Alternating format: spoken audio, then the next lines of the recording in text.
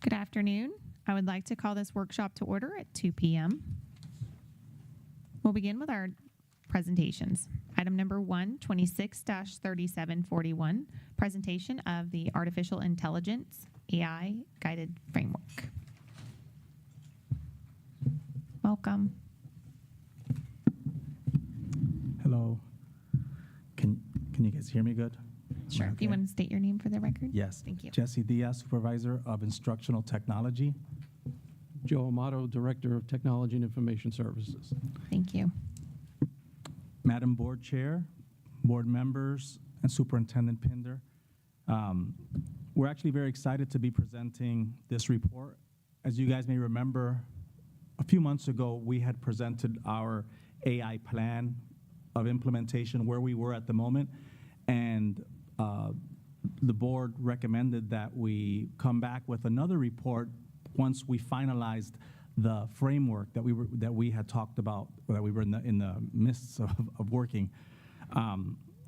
We engaged that work, that the first AI task force, 2526 we're calling it because it is the first one, composed of district-wide stakeholders, so from staff, administrators, district administrators, school administrators, parents, and students.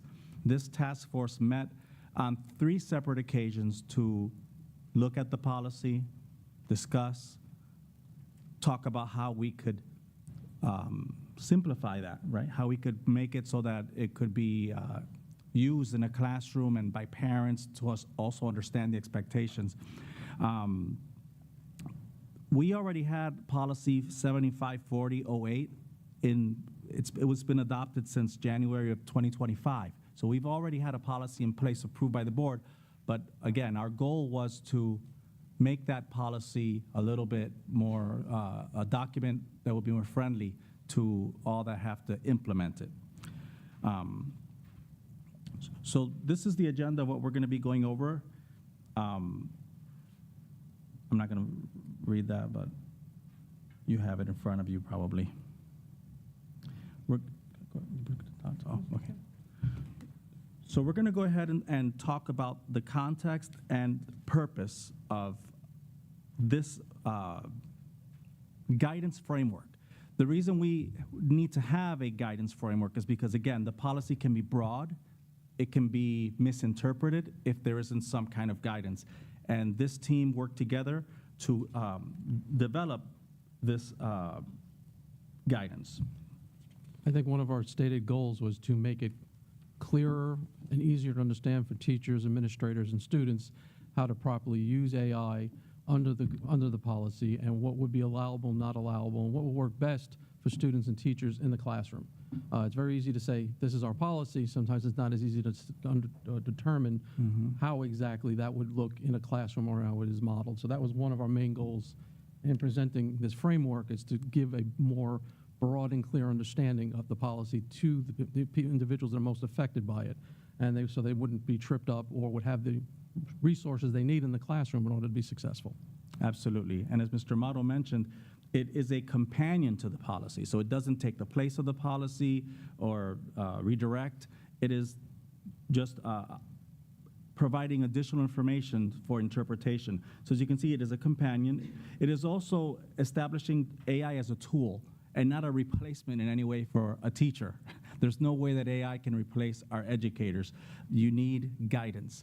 However, as a tool, it can be useful if there are guidelines in place, which is another one of the reasons for this committee to work on this guidance. And we are calling it a living resource because it's not set in stone.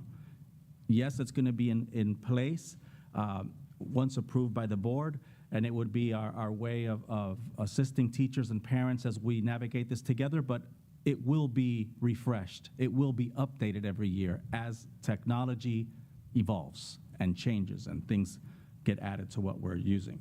And the idea is to be proactive, not reactive. Right. To get out in front of this so we can give adequate guardrails and adequate guidance to our teachers and students and administrators so they're not tripped up. Any new technology has great benefits, but also can have major pitfalls.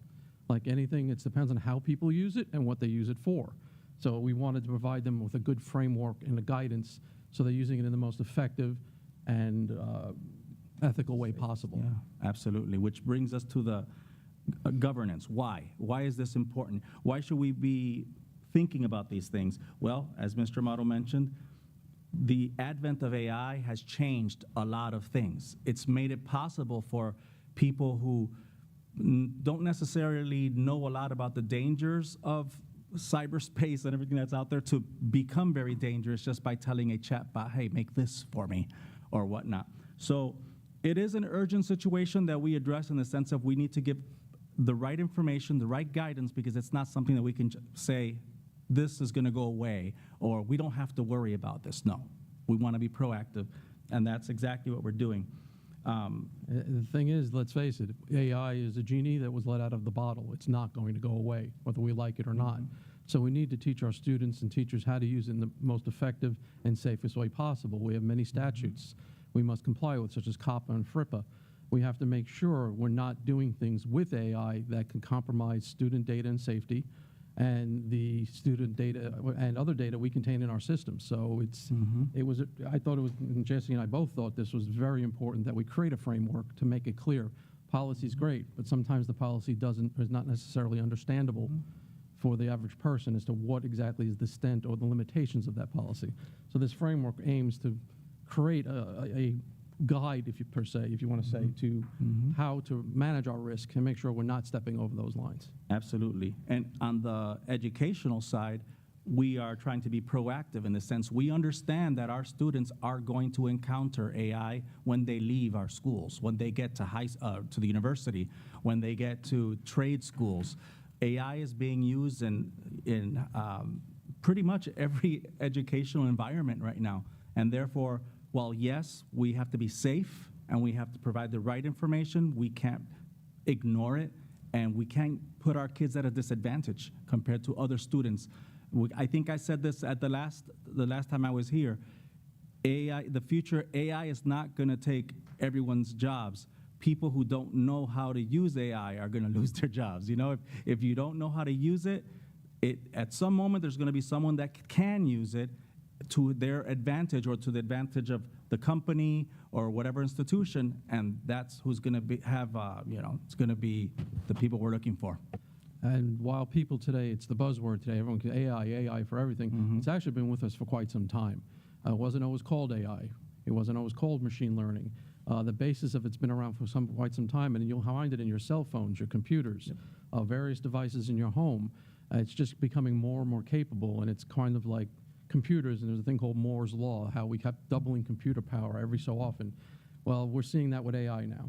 So we've passed that precipice of saying, hey, do we want to do not want that? It's here. So we have to deal with it. And one, it could be advantageous, or two, we can let it cause a disaster. So let's avoid the disaster. Absolutely. Which brings us to our guiding principles. We did want to have a way of prioritizing the way it should be used. And these guiding principles, we have them right here. Learning first. If it's being used in a classroom, it should be for learning. So that's really important. Shouldn't be an answer machine. There should be learning involved.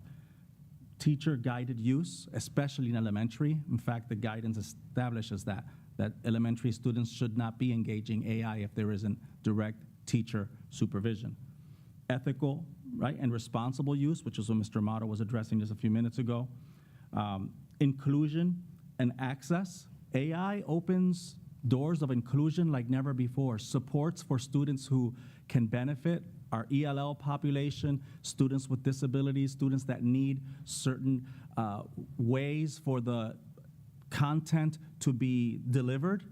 AI has really opened doors for that and has opened new gateways, I would say, to making instruction accessible.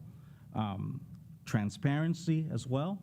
And finally, privacy and safety, which is more on Mr. Amato's side of the building, but he takes it very seriously. The whole department does, and so do we. We want to make sure our students' information is absolutely safe. So in other words, this guidance is going to let teachers know when you're using Copilot, this is what you don't do. there. You do not enter this type of information. You do not put PII or personally identifiable information in anything. You're analyzing some scores, that's awesome. You're taking advantage of something that can take something that shouldn't be taking up teachers' time if there's a machine that can do it, analyzing something, numbers, but it's got to be done in a safe way. So we have an expected way for this to be used. As I was saying, we want to give guidance. We don't just want to say, here it is, good luck with that. That is not what we're trying to do. It needs to be explicit, purpose-specific, and bounded.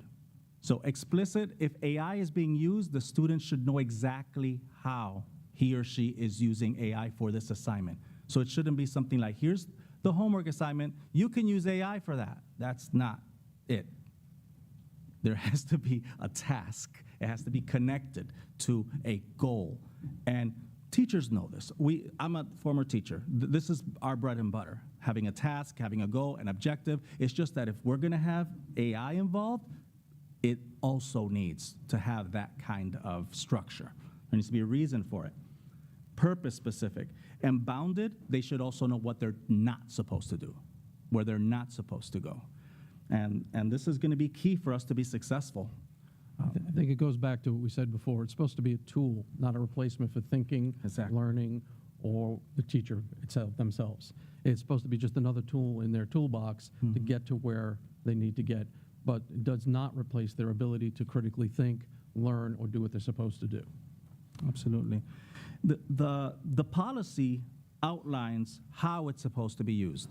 Now, we have taken those ways that the policy established and clarified them a bit. So these are the 5 ways AI is supposed to be used or can be used in an instructional setting: for research assistance, data analysis, language translation, writing assistance, and that doesn't mean write my essay. It's writing assistance, right? We won't get into that. And accessibility supports, which I was talking about earlier. These are the 5 main ways. When AI is going to be implemented in the classroom, for example, if a teacher is interested in using it, the first thing one of my instructional techs is going to say to them when they're there supporting them to write the lesson plan like they do is, okay, so which of these 5 is that going to fall in? They're not just going to let them, they're not going to write a plan just to include AI because it's fun or because we have it. No, there has to be a purpose to the AI. How is the AI helping this lesson? How is it helping this teaching and learning experience? In order for that to be true, it's got to fall in one of those 5. One of those 5 will show us that, yes, this is a good purpose for this to be used in this lesson, whether it's from K to 12. There has to be a reason for it. And there's examples, by the way. We don't just put that in and you guys saw, I did send you guys the entire thing. There are actual examples the teachers can look at. This is what it looks like. Because sometimes, a lot of us, we're visual learners, but others, need to just see examples, and then, okay, I get it. I see where we're supposed to be going with this. This is the implementation by grade levels. And these are actual examples of how it could, I'm not going to read that verbatim, but you can see that those are examples of how it could be happening in elementary, middle, or high school. So in other words, we are not waiting till kids are in high school so that they can start learning, especially the part that has to do with it being a digital citizen. From elementary, we have to be talking about digital citizenship because whether we talk to them or not about it, social media exists and it's out there. And those parents that are able to take care of their kids and shield them from it, I applaud that. I applaud it. Because it's a scary place, social media. If they can, they should be doing everything they can. But at some point, they're going to know that some of these things exist, and if at least from our end, we too are telling them, hey, you have to be safe. You don't give personal information when you're anywhere. You don't do this, you don't do that. You stay safe. Then we're doing our part too. And our intention with this implementation guide is to try and put up the best possible guardrails to keep the students as safe as possible. I mean, we only have so much we can do, but anything we technologically can, we will do. We don't want them just be able to go out of general AI and do anything they want. No, we're trying to limit on the level age-specific and appropriate, so they are not getting into a situation where they can get into a place we really don't want them. And that goes for all levels of school, even up to high school. Because as Mr. Diaz was saying, sometimes the internet can be a scary place. Most definitely. Now, we want to briefly address tools, ethics, and staff use, because it's not just students. We are, to some degree, we are all using AI at some level and for certain tasks. But let's talk about the tools that they can use currently. And I say currently because this is something that's going to be, as I said before, it'll be updated. Next year, we'll have other tools. We're in the initial stage, so we have to understand that there will be changes. But we want to take a conservative approach starting with this. You know, we don't want to say, use everything. So we've taken it by grade level, just being as careful as possible. So as you can see, from K to 5, all they can use is Canva AI. Canva is educationally focused, so we know that they are responsible with, you know, the content, and it's only with teacher supervision. So there should be no homework assignments involving AI for elementary kids. There should be nothing to do at home, because we want to make sure that there is teacher direction. And we're not saying use it or do it. We're saying if the teacher, you know, this is a teacher's prerogative, how up to what point they want to integrate technology at this level in their classroom. Well, it needs to be supervised by the teacher if it's K to 5. Now, from grade 6 to 8, now we add one more layer of support, which is Conmigo AI. Conmigo belongs to Khan Academy, and so far we're very impressed with the product. It is, it's not just your common AI. It is a AI that it has educational guardrails, so it doesn't give them the answer. It walks them through a forest to get to their answer, which I like. It's not only is not an answer provider, it also is a walled garden. They can't ask or try and generate things that are inappropriate, things that would be in violation of the law or the privacy statute. So these are, instead of a general purpose AI like ChatGTP, there are guardrails to protect age appropriate to the students. So that's one of the reasons why it's been limited to these particular AIs at this time. Correct. And as Mr. Diaz says, as the technology advances and changes, we may have to change the approved ones, but we will. We'll be proactive about that. Right.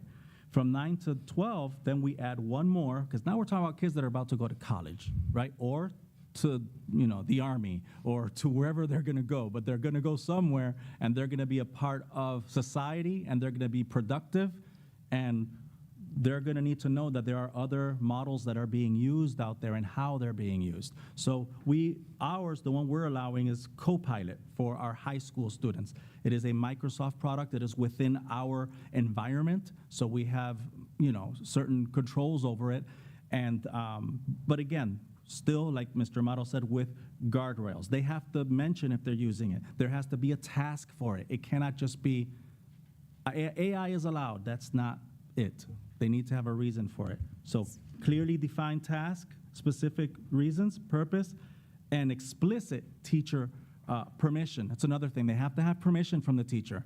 It's not automatically given that AI is allowed just because yes, the policy says that it's allowable, but the teacher has, at the end of the day, the prerogative over whether it's going to be used or not. That is the teacher's. Mr. Diaz, I think Mr. Johnson, do you have a question, Rolling? Sir. Yeah, I've been looking at some of the statute that was just passed. And one of the things you haven't talked about is there has to be an opt-out feature for parents. There also has to be accountability where the parent can access the child's account at the provider, the vendor's site. Are we allowing them to go to the vendor to see what information they have about their child? The other two was the grade restrictions, which you've talked about in K to 6. It has to be direct supervision of a teacher. How are we going to monitor the teacher to make sure she's doing that in the class, he or she, in the classroom, and not telling the kid, well, go home and do this, which they cannot do. It has to be direct supervision. Right. In the chat box restrictions, there is to be none, according to what I'm reading.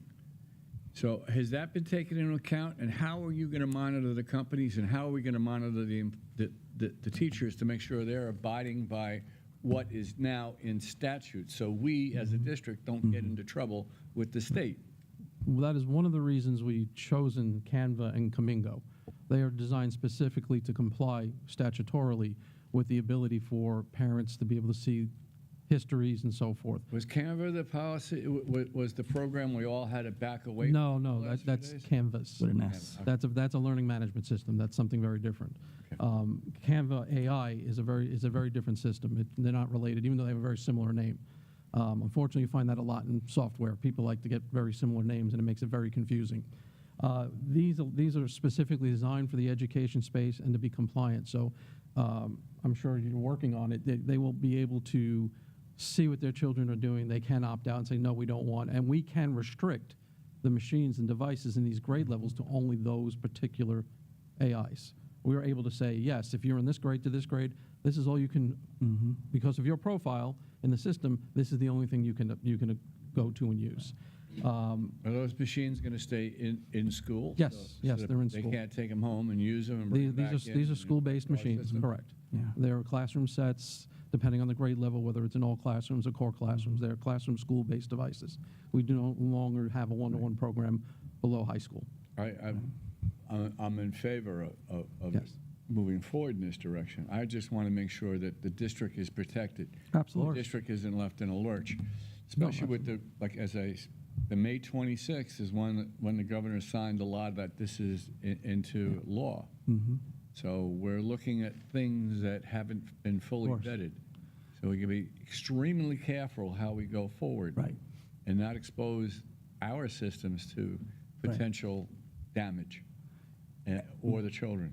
And that also means that we may need to look at this list later and say, okay, this or that tool are not going to comply with that. Since it's not a law yet, we can't act just yet. But once if that's in place and it means exactly that, and it's the only way to be interpreted, it's possible that we may have to say this tool cannot be used because it's not in compliance. Well, We've that's- done that before. And that's What one I of the reasons understand for it's the been signed by the governor, so Okay. it's just a matter. It's already in place, when it the comes. new one? Because I haven't haven't seen it yet, had that but it's- update about that one. We've been monitoring it, but, okay. But yeah, that's one of the reasons for choosing things like Camingo and not saying, oh, ChatGPT Camingo, for everyone. right. With ChatGPT, we can't track. Right. We can't provide that information.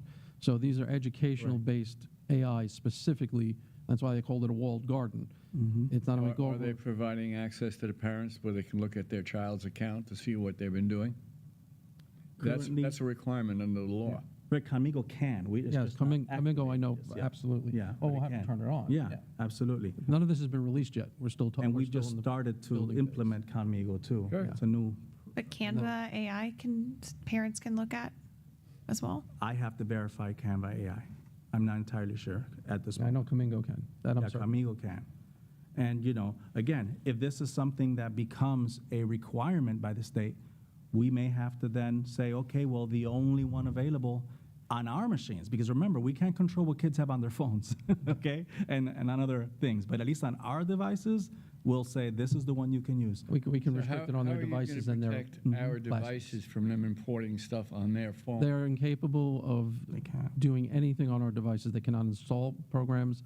They cannot go to what we restrict them from. On their own personal phones, there's really nothing we They can. can't download anything onto our system? No, There's no way around it? no. There are not administrators on those devices. Teachers can't even install Right. anything. Even teachers. We have to push things out. We went that way several years ago because of security issues and concerns. So we have those administratively locked down. There's not a way for them to install programs or anything. In fact, everything they do access is on ClassLink. And ClassLink, we control. It says you can go here, you can go here, you can go here, and it'll log you in. They're not even, they can go out to the internet, absolutely. But if they try and download anything, they try and install anything, they cannot. Okay. Okay. As we mentioned before, the ethical implications are very serious for us, and therefore we have outlined prohibited use. Obviously, this is not an all-exhaustive list. It doesn't have everything, but it has a lot of the main things that we know of that exist and that where AI could be used inappropriately. This goes for staff as also students. Obviously, we wouldn't expect staff to do any of those things that are on that list there, but they could forgot the word, but yeah, thank you. Unintentionally, a teacher could have a picture of a student and create something for fun. And if that's not something that was approved or that the parents were aware of, it shouldn't be done. It shouldn't be happening. You know, these are very nice tools and they can do a lot of things, but we have to have the appropriate permissions for what we're doing. And yeah, I'm sure you've heard of deep fakes. That's stuff that students do. And others, you know, I mean, not our students, but I'm just saying it happens. That age range is who's doing that kind of thing. And this is prohibited. And there's going to be language in the student code of conduct. That's why we made sure that this AI task force had representatives of HR, of student services, of all of these departments that oversee these documents. So there's going to be language in the staff handbook as well, addressing these topics having to do with AI. So that way, all bases are covered and everyone understands that there is a responsibility with these tools. This is so needed and important because we are seeing children do this, and it needs to be stated. So thank you. Absolutely, absolutely. There's also a list of staff encouraged uses. Again, not an all-encompassing list, but there are teachers who think of AI and who are sometimes not tech-oriented, and they can't even think of the first thing that they might do with AI. Some of them are just going to push back because they're not, but a list like this could sometimes, some of them might say, oh, well, I didn't know it could be used that way. I had no idea it could do that for me. So we also want to make this document useful to teachers in the sense of giving them new avenues that would allow them to work smarter, not harder, like as the phrase says, and use it to their advantage. We have it. I think as long as, what you said before, but this data analysis for instructional improvement, I think as long as you're very clear on that stating you cannot put student Most names, definitely. information in Yes. that, with that. Absolutely. Because I know that it's easy to just take the picture Of course. and send it in. Yes. And in our professional learning sessions that we've been doing this year, that is always on the top of the do not. You know, we've been giving them that information. And going forward, it's also, we're looking at how can we make this a part of beginning of the year orientation, maybe like these, what do we call them, micro-learning modules, where it's, you know, they watch it and it's maybe not too much time, 10 minutes or something, but that will go over the most important key things that they need to have in mind. So we're exploring different ways to get the information out and to ensure that everyone is aware of the expectations with this.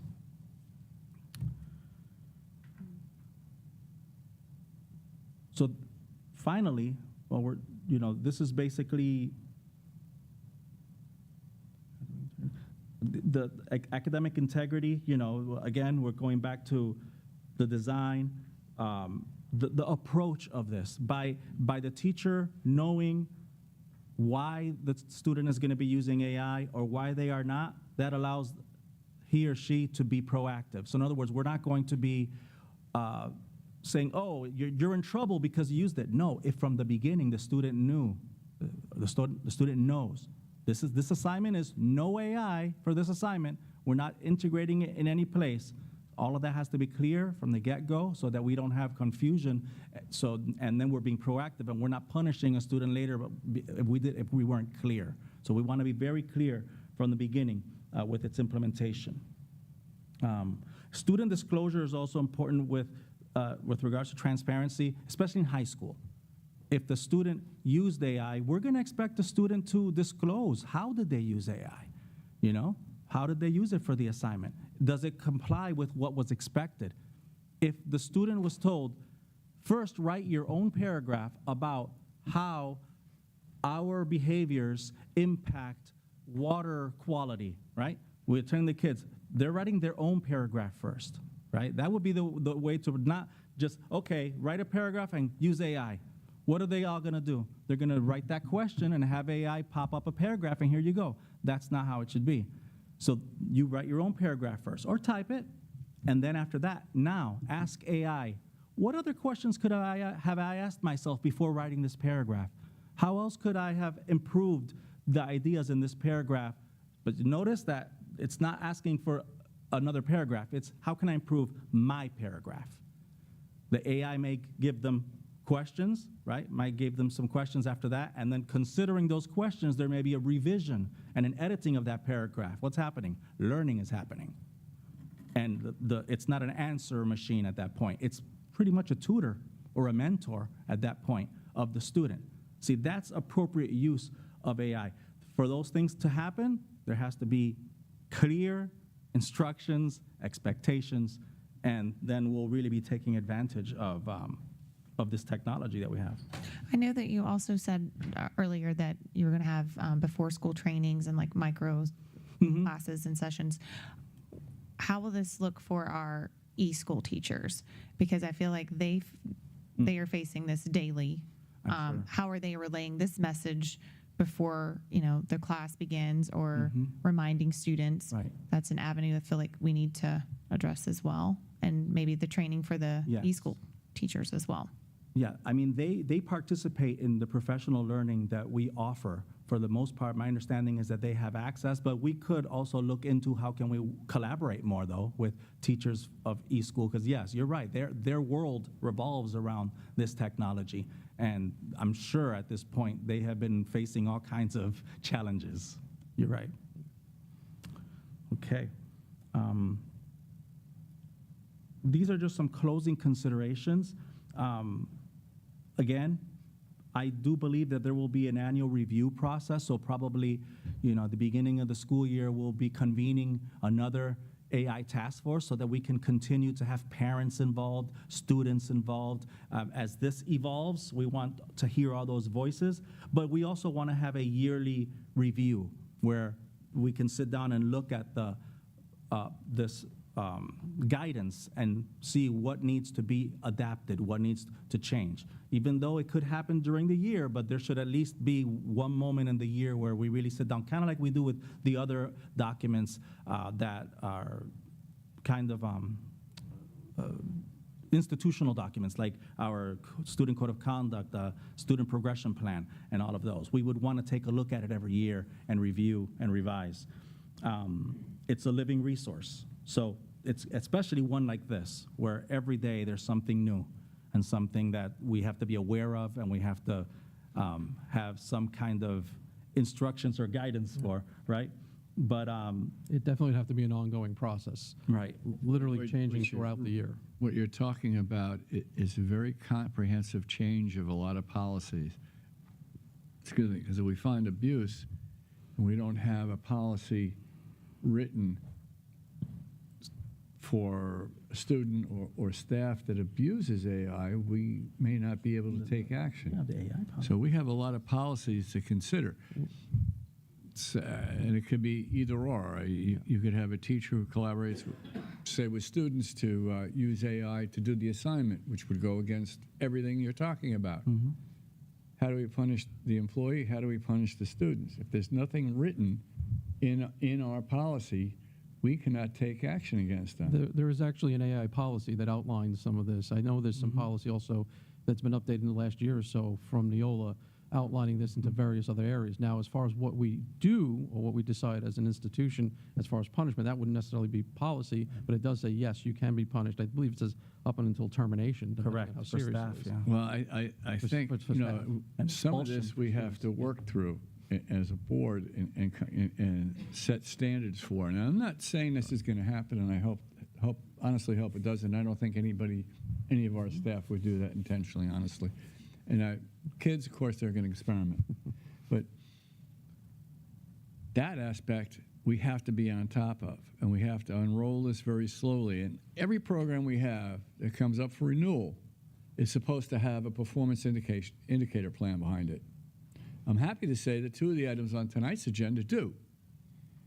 Thank you very much, Mrs. Downey, for those, by the way. And without those, I think this board probably has the opinion they're a little more reluctant to have programs continue in a second or third year if there's no indication of how effective they've been on the first year. So we need to understand or have a measurement in place. Am I not right, Mrs. Duval? We have to have some way to measure the effectiveness of stopping these or stopping bad behavior of AI. And I'm all in favor of it. I'm very cautious because it can get out of control very easily. Because as you know, the AI out there today, as a student uses it, learns their thinking and their habits and tailors itself to act with that student. So we have to be careful on where that goes, whether it goes in a highly productive, positive view, or does it quickly go south? And I'm not saying it will, but we have to be able to recognize it and stop it so it doesn't happen. That's what concerns me. I'm not opposed to any of this. I think it's a great start. But I think we also have to look at the other side of it and make sure we have policies in place so if something happens, somebody can't say, well, I didn't know that. Policy doesn't say I'd be terminated if I did this, or a kid would be expelled if he did that. We need to outline it. We need to develop policy for all kinds of behaviors. Mr. Thank you. Pender? And I understand that you're referring to specificity, but the policy does exist, and it also references other policies like defamation and bullying and all that, which can sometimes be involved in how the AI is being used, or any technology for that matter. And they do reference the other policies, so at least that is important, and it is there.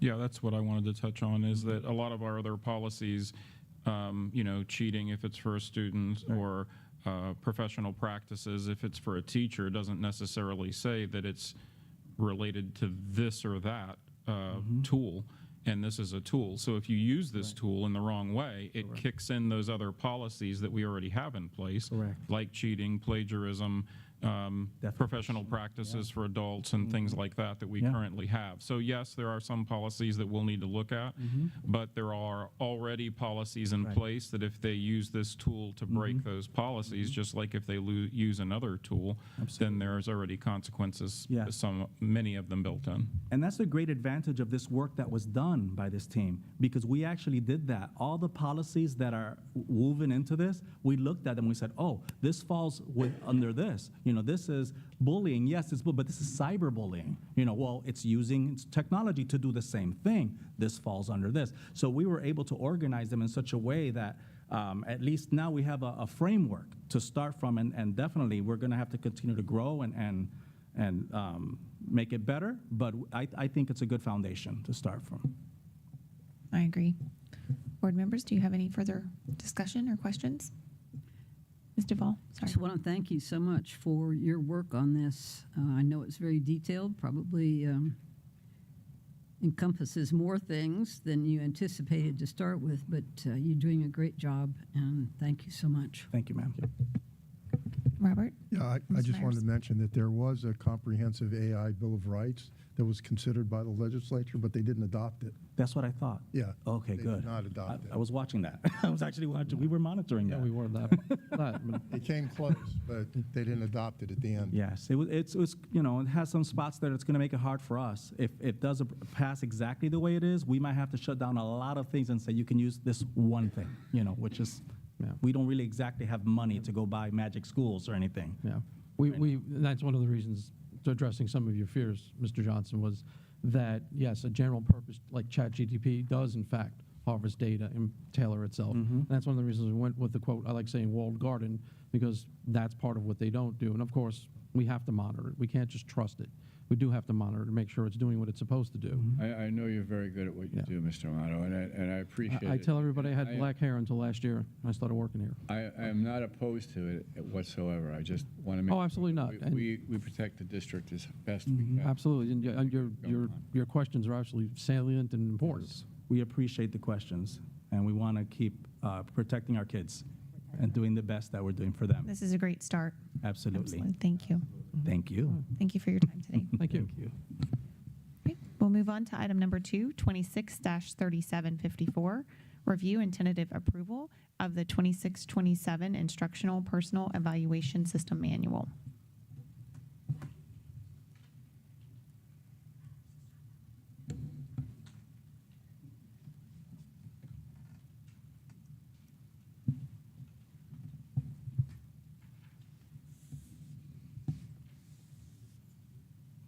Good afternoon. When you get ready, if you please would introduce yourself. Alexa Neal, Supervisor of Human Resources. Carrie Wilson, Supervisor of School Counseling Services. Thank you, ladies. Good afternoon, Board Chair, school board members, and Superintendent Mr. Pender. We are here this afternoon to provide an overview of the updates for the 2026-2027 Instructional Evaluation Manual. Overall, the revisions to the manual were very minimal. The primary update involved the addition of the new school counselor evaluation rubric aligned to the recently adopted Florida School Counselor Standards. To ensure the rubric was developed thoughtfully and collaboratively, we put together a committee of school counselors from all different levels, elementary, middle, and high school, along with administrators from all different levels, a school board member, an HCTA representative, and district personnel. The team worked together to develop an evaluation rubric that reflects the professional responsibilities and standards specific to school counselors. Following the work, the proposed rubric was shared with all school counselors, and review and feedback was given to Mrs. Carrie Wilson and the HCTA President, Ms. Masario. This process provided counselors throughout the district an opportunity to review the changes and provide input before we finalized it. Additionally, an MOU was already signed by HCTA and reflect agreement and approval of the revisions in the manual. As we move forward with the implementation, the district also plans to provide professional learning opportunities for both administrators and school counselors to ensure the new rubric is clearly understood and implemented consistently across all schools. Thank you for your time and consideration. We are happy to answer any questions. Does anyone have any questions? Ms. DuPaul? I don't have a question, just another thank you. You all involved many people in this change, and this evaluation for counselors has been needed for a long, long time. And so I really appreciate the work and the energy of the committee to develop a really good, solid evaluation for those counselors. So thank you. Thank you. I like to say that I appreciate the look-fors. I think that was very helpful when reading through all of this as well. It's important to have examples and to know what to look for. So Thank you. thank you. Any further questions or discussion? Okay, thank you for your time. Move on to item number 3, 26-3762. Review of the 2023 through 2028 Strategic Plan Priority 2 and Priority 3.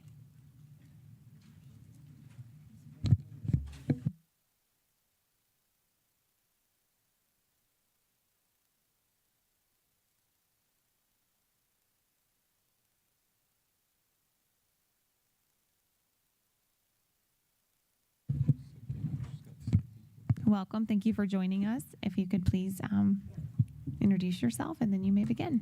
Yes, thank you for giving us the opportunity to present our progress on Priority 2, which is talent management. At this point, I'd like to have our team introduce themselves. I'm Barbara Kidder, Assistant Superintendent of Business and Support Operations. I'm Dawn Leo, Coordinator of Retention. Good afternoon, Nawilda Fonte, Supervisor of Risk and Benefits. Alexa Neal, Supervisor of Human Resources. And Alexis Brown, Director of Human Resources. Thank you. You may begin. So we'll take a look at Priority 2, which is talent management. Some of the strategies 1, 2, and 3 are listed here, and we're going to review how we met those measurements and how we're doing in each of those areas. You already clicked it, okay. So as you know, one of our initiatives was our Grow Your Own, which includes things like our teacher academies at some of our high schools, our ATS program, our partnership with Bloomboard, and we will review each one of those in depth in upcoming slides, which it happens to be the next one. So we also have para-to-teacher programs with St. Leo, paid internships. So the school psychologist and school counselor, we now have a paid internship option for each of those. And this year, I believe we are recognizing tonight the first cohort of graduates for the St. Leo program. That was for educational leadership. And we also have a cohort with GCU for the school counselors. So to measure and review the success of the associate teacher program, as you can see year over year, in implementation we had 34. Then we went to 56 and we're down to 37. But what I would like to highlight is that we had 26 ATS participants graduate, and 23 of those are successfully teaching and filling vacancies within our classrooms as certified teachers. May I ask what happened to the other 3? Some of them had to leave, whether it be for personal or medical or whatever reasons, and so they've followed the agreement when they leave and they dissolve their partnership with Hernando. However, we have had contact with 2 of them, and they may prospectively be coming back to the district. So we remain in contact with them. But overall, for a retention rate, that's pretty stellar, yeah. What is the agreement if they leave? It's an aggregate of what we paid for their tuition based on how many years they worked for us. Okay. So, and they pay that back. Thank you. Of course. And I'll let you talk about the next slide. You want me to talk? Okay, so here is some data from the 2 cohorts that have graduated so far. So the color coding, I just wanted to explain that. The yellow, this is in comparison to the district. So these are all teachers. We removed the names, obviously, but ATS teachers. And the yellow is increased proficiency. So from PM1 to PM2, they have increased proficiency. If they're coded, color-coded green, they have increased proficiency and they're above the district average with their scores. And then if they are in the blue, they are higher than the district average. So you see, for the most part, none of them are in the red. If they were in the red, that would mean that they were performing way below.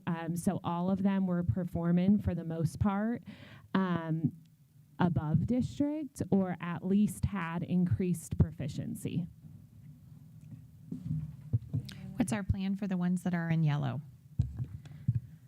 So they still had increased proficiency. They're just not above the district average, but they do get support. We have the 2 TOSAs that go out and support, Eric and Lauren, as well as their site-based support for them as well. Okay, thank you. You're welcome. Switch to the next one. Good. So next we'll take a look at classroom vacancies for instructional positions. It peaked around 139 in 2023, and as you can see, that green line that slopes down, that is the decrease in vacancies in classroom positions. It's overall a 30% reduction. However, when we add in the addition of the ATS instructors, we've actually improved by 63%. Is this at the beginning of the school year? No, this is year over year. So we are going back all the way to July of 22 is where that 127 starts. It peaked a little in 2023 and then has gradually reduced all the way down. And this was taken as of March, so as not to confuse folks. I know that we have some reduced positions that are now going back into the classroom. So this was before all of that. So this was true year over year vacancy improvements.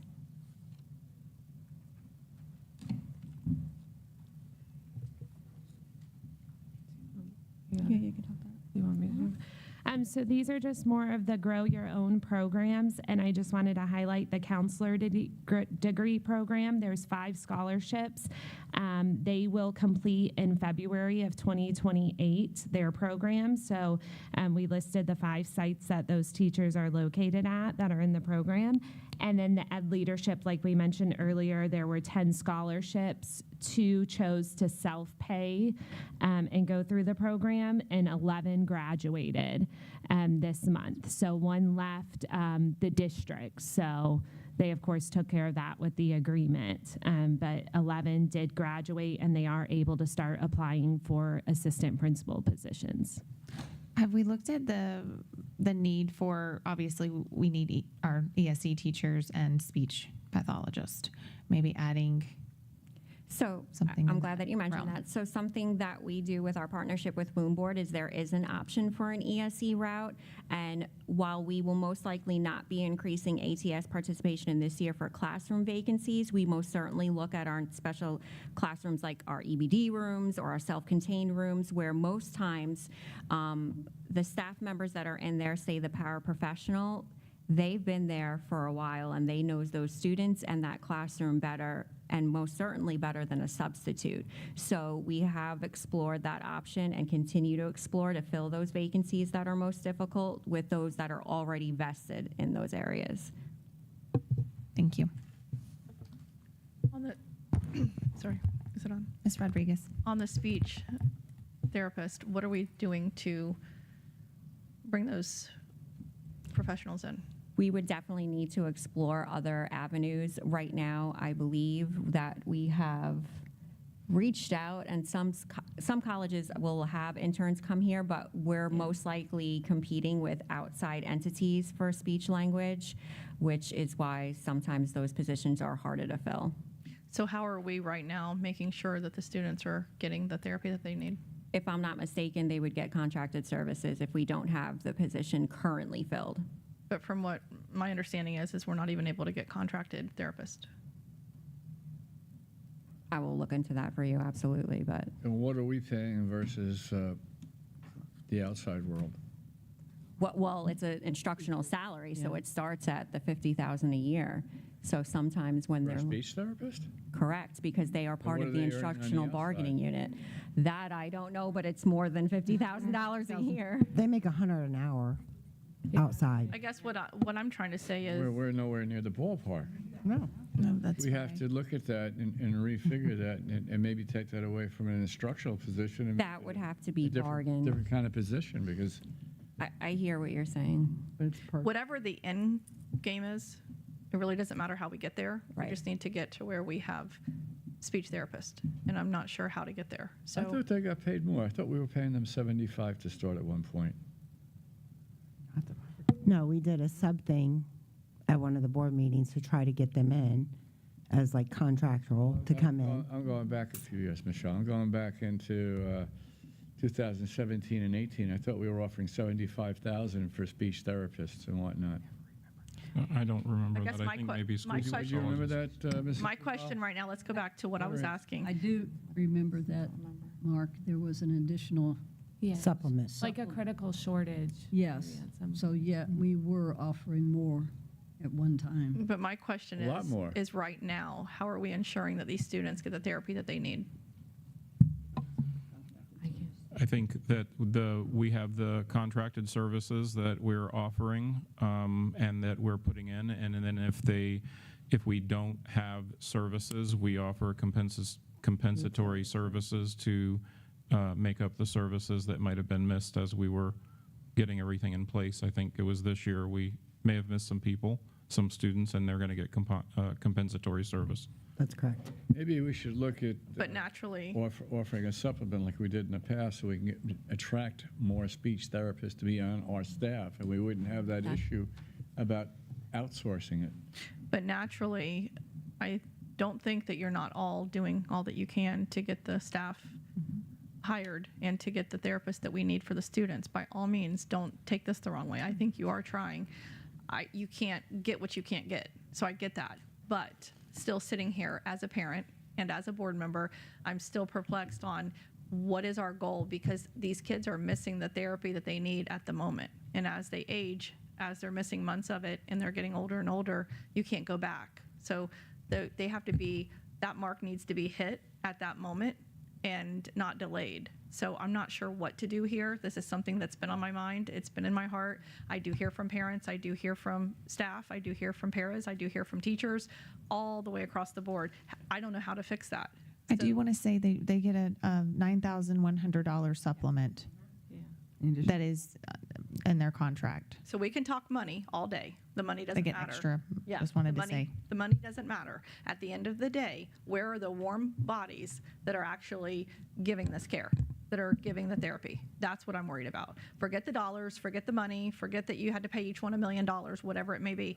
Where are the people? How are we making sure that these students are getting this compensatory care, that's services that they get later, when it's still being missed? So at the end of the day, that's my biggest thing, is I'm so concerned over that, and it's been year after year we're going through this, and I understand it's not, most districts are facing this problem. We're not alone. It's not Hernando County's sole problem. I'm sure it's everywhere, but have you guys called other districts? Have you found out the districts that do have the help, that they do have the therapist? Have you found out maybe where are they getting them from? What's happening? Did we do a deep dive like that? Because all I get told every time I call is, we're doing the best we can. We just don't have the therapist. We just can't give the services at this moment. One of the things that we might be able to look at is talking to the university partners that we already have and see if they would be willing to develop something, because that's kind of where we are when it comes to positions that are difficult to fill. It is, like you're saying, those boots on the ground and collecting together and figuring out what kind of program could we grow, because to say, are they coming out from the colleges that exist? If they are, they're not coming to school districts. So it would be along the same lines. Are there folks within our district that maybe have a calling for that we could try and work with universities and see if they would be willing to develop something? We can absolutely look into that. I would love to think outside of the box like you're doing right now. As you're looking at me talking about this, let's brainstorm. Let's figure this out. Not for 1 minute do I think not any of you, along with Mrs. Cropley and everybody in this district, that if we had it, we'd grab it. We would have the people. I think that wholeheartedly. I think that you're not in here every day going through 8 hours of work a day or 10 or 12, whatever you really put in. I don't think that you're doing that because you don't care. I think everything you guys are trying to do is trying to make sure we get to every student and that they get the services they need. But it's not being accomplished. So therefore, we all know this, and the parents know it, and everybody I'm talking to knows it. So it's still a struggle. So in my heart, I just feel so bad sometimes that when we miss it, these kids are, it's kind of like learning to read, and you miss the moment, and then it gets harder and harder, and it's just hard to go back. And a lot of times with the speech therapy, you need to hit it at the target at the moment that those kids need the service. And then when you go back months at a time, that delay can be years. It can be a devastating moment for those children to be able to come back from. So I just would like to figure out, I wouldn't mind working with all of you. I wouldn't mind us all trying to collaborate and figure out where we can, if we can call other districts, if we can call other sources. There's a lot of things I'm sure we can sit and try to brainstorm together. Not that you're not already, but they always say that there's power in numbers. So maybe if we all put our heads together, we can try to think of what can we do to piggyback off of other places and whatever they're doing to make it happen.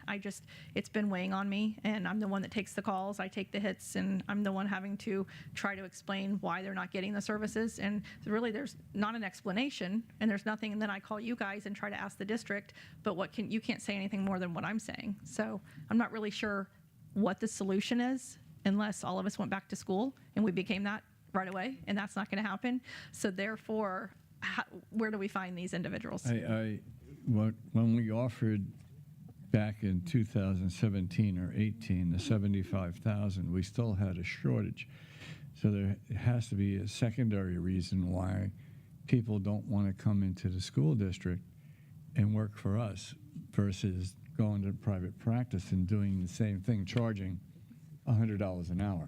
Mrs. Cropley, do you know if it's a money thing? We need to look at why these people don't want to commit. Well, they have to have a master's degree too. It's a specialized degree. That's one thing. And then they get that, and they have the flexibility of having private. Like personally, my son's speech teacher worked in the school system, decided to come out, and she's doing it privately, making double the money and having a flexible schedule, doing it herself. So that's exactly. Money is part of the issue. Money's a big portion. I think money's probably the biggest issue. And having the degree, you have to have that master's. I know that we can allow them to have their bachelor's, but it's a specialized field. A lot of our teachers have masters or doctors. So But I mean, it's not- I don't think It has to be a specialized speech pathologist. So then you would understand have an what you're saying. I SLPA, don't you think wouldn't have an education is an SLP. issue. I think there's got to be a reason they don't want to come into education, whether it's us or another district. There's something keeping them out.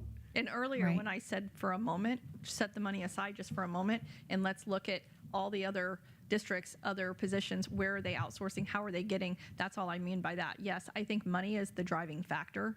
I think that's 1,000% accurate, is that they come in, they're doing a lot of work, they have a huge caseload for minimal pay.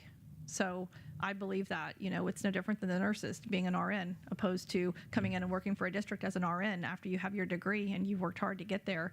And then you have other RNs working in hospitals in different settings, and they're making a lot more money. So it's kind of the same. So money is the biggest component of it all. But at the end of the day, I'm saying just set that aside for a second and let's see, pretend we had all the money in the world to offer for a second, and let's see where we can grab the people and then talk about pay and see what we can do and see how other districts are capturing these therapists. Ms. Cropley? Yes, so our ESE department, recognizing the need for speech language, has been a critical shortage area really for several years. We have job descriptions starting from intern all the way up to the master's level, and the master's level also supervises the interns. So the effort was made to try to create that pipeline and get the interns in, work with colleges. I know the department has reached out to all the surrounding colleges. One of the issues is our distance from the colleges for their supervisors to come out and oversee them. So that is one of the issues. So as far as the structure is concerned, we have substitute all the way up to, you all approved the substitute job description to get some retired people back in to help with maybe people that are on FMLA or short-term vacancies. We have not had any takers on that, but we do have the mechanism. It's there if needed for any of the ESE therapists. So where we're losing them is there's a lot of virtual services out there. And so it's, yes, contracted services. We have tapped into as many live humans as possible in the area that will come into our schools for contracted services. But a lot of the people that are getting certified and have the qualifications are enjoying the benefit of working from home and offering virtual speech services. I think it would be beneficial for us to advertise more, like maybe advertise this for this. If you follow their ESC, it's Well, daily, weekly, Yeah. blah, blah, blah, blah. Yeah, they Are there any advertise other it on platforms that we can use besides? social media? I'm sure they advertise other places, but I mean, What could LinkedIn. we use again, for here's virtual your thing, service? just like she said, virtual, which I am against virtual for speech because I don't think children I'm with you. You might as are well not are even not waste gonna the money. get it. But I mean, that's an option when we have parents that are saying, we're not getting service. Well, here's your service, because that's all we're gonna be able But to what offer kind of you. service is that? It's not a service, but Yeah. And we are doing that on smaller scales right now in the absence of, some live people in the older grades.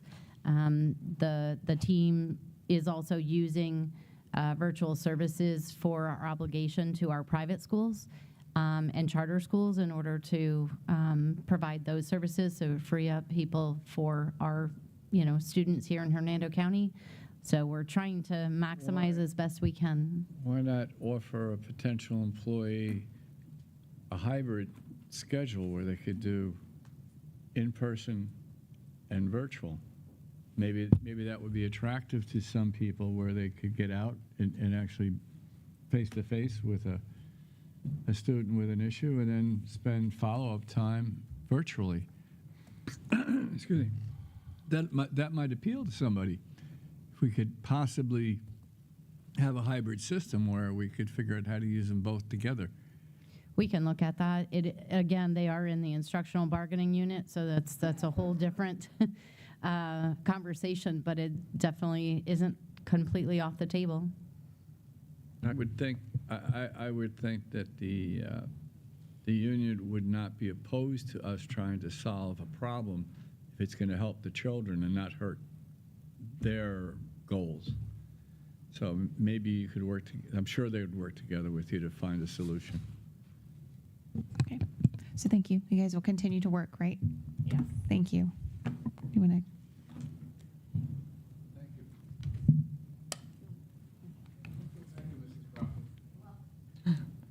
Oh, sorry, Mr. Pender. So I think coming back to that original thought that we had at the beginning is if we want to have people within our system doing live speech language services, I think the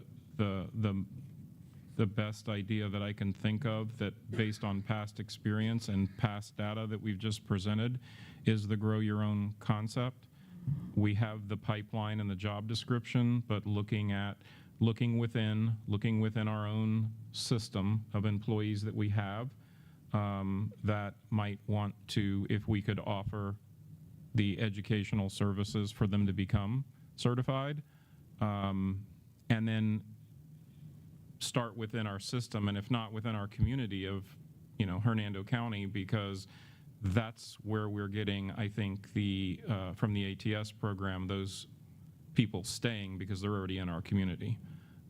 So I know that Ms. Rodriguez offered to work with you guys to develop that. I think that's a good place to start while we're looking at all these other options. But I think that's the long-term fix or a longer-term fix to our problem for students. And then these other things of other ideas are more short-term or intermediate fixes. So that would be my suggestion. Well, that's where I was going with the whole question to start with ESE and speech. Could we do both, grow your own, instead of, like, now that we've seen the success with the ATS program and the vacancies are going smaller, we have big vacancies in ESE and in speech. So can we move forward with working on taking? And I hate to tell you guys, but ESE. if you look at our OTs and our PTs in our schools, they've been in our districts for 35 or longer years. They're not always going to be here. We're not getting new people coming in. So sooner or later, we're going to have them that we're not going to have PT and OT. We're going to have big problems with it. And the problem is because exactly what you said. In order to go to school, a lot of will go and be a PTA or an SLPA or an OTA, which is an assistant that works under somebody that has their degree. So they're not going the full time to get their degree because it's a lot. So that's where you're losing it, right? And then on top of it, you go out to regular, put on your own, go on your own, you're making big bucks compared to what anything we could ever touch in a school system. So maybe an idea might be trying to catch them or capture younger generations that are coming up in high school, like a CTE program for therapies. Maybe something like that we could look at with Beth. Through the grow your own. Right, grow your own, Right. but do it in the high school level so they want to do it. So they're Maybe But have once, CTE but in once high school. again, if we're not competitive, once they get that degree and they go to school, if we're not competitive with pay, we're going to be in the same position. Because once they get there and then they're working with us and they talk to other people in their field and other people have different jobs and they're making double and triple, what do? They turn in their resignation and they go over and Yeah, they but they're work somewhere required, different. if we pay their education, we generally require X amount of years. I think one of District before they can move on. Yes. For a preliminary, I think something we could look at is speaking to those that have the assistant level and getting them to progress to the full licensure. So it's faster. So it's a smaller program, and we might be able to do that, and they're already vested in our community. They know our students. So we will definitely follow up on that. Maybe the committee that you're talking about, that we talked originally for speech and language, can just be a committee to brainstorm around critical needs and maybe future critical needs and take a chunk at a time and see where we can make some headway and some movement. Yes. Are you going to reach out to me or do you want me to reach out to you? We'll reach out to you. We'll do a little bit of research first. This way we have something to present, and then we'll reach out to you. Okay. Okay, you may continue. Thank you. The next slide, we're going to talk about our areas of ESOL and gifted. So we currently offer avenues for folks to obtain their ESOL endorsement, sometimes at no cost to them, because we continue to see a spike in our ESOL student population. One thing that we've started to do probably 2 or 3 years ago after consulting with other districts, is as folks came on board, we would triage where they are, and if they should receive an ESOL student, what category would that put them in?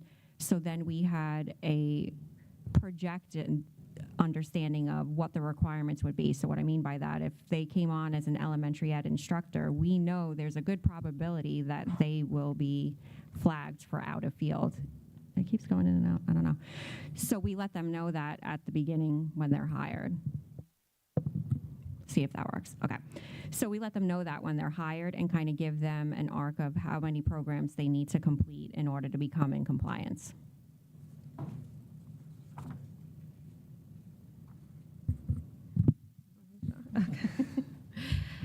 So this next slide is all about our professional growth. So some of the different things that we've offered over the course of the year. So we continue to do the staff survey. That those results will be coming to the board, the next workshop, I believe, for the board. And then we also have surveys that we implemented through HR, like for new staff, staff that are exiting for the ATS program, and we look at all that feedback. And we have done frontline trainings for evaluations with our new administrators, site-based ethics trainings, assistant principal trainings. We started this year a confidential secretary training with all admin and confidential secretaries, which had great success and feedback. And then, of course, the professional development department does the Teacher in Action Day every single year, which is a huge success as well. And last year, it was up to 1,760 teachers and administrators who attended the sessions.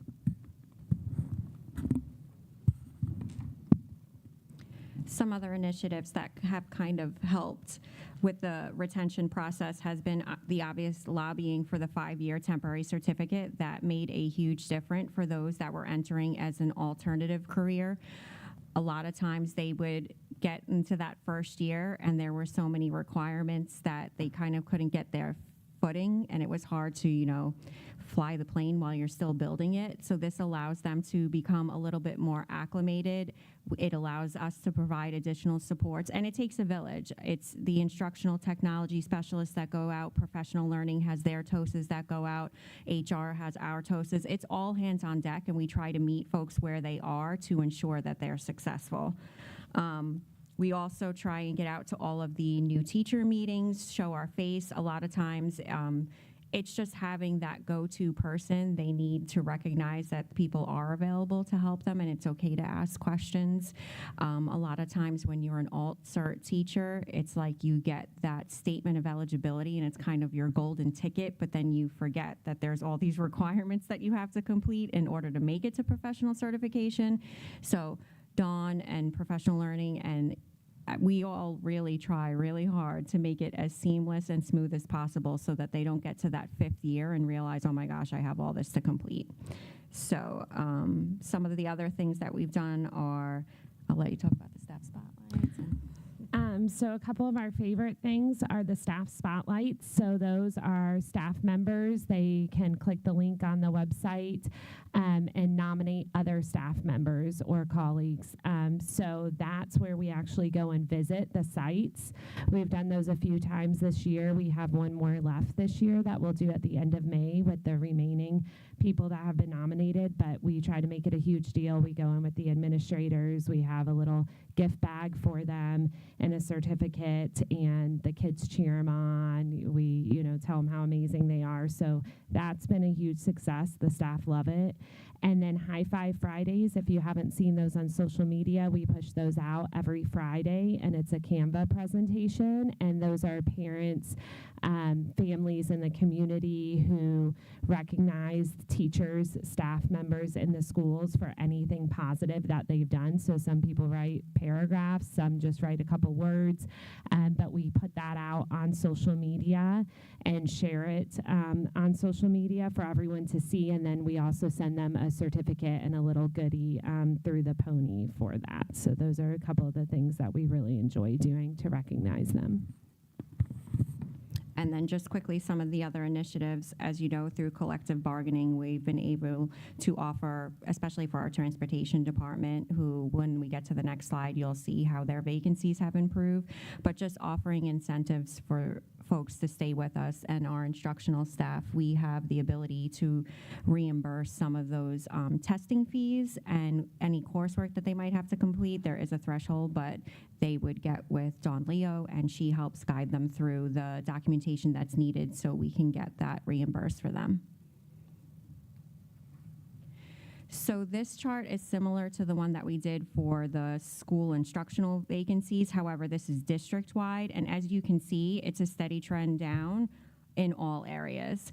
I particularly would like to highlight our bus operators. They've decreased the vacancies by 53%, so I know that Ralph and Anthony and all of them over at Transportation have been working diligently, and they work seamlessly with HR. We want to get folks in, get them cleared, get them trained, and get them on the road as quickly as possible, and then we want to get them to stay. So it has been very successful. And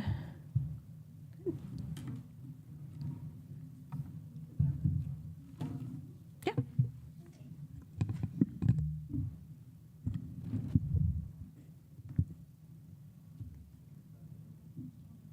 So I'm going to talk a little bit about wellness and benefits.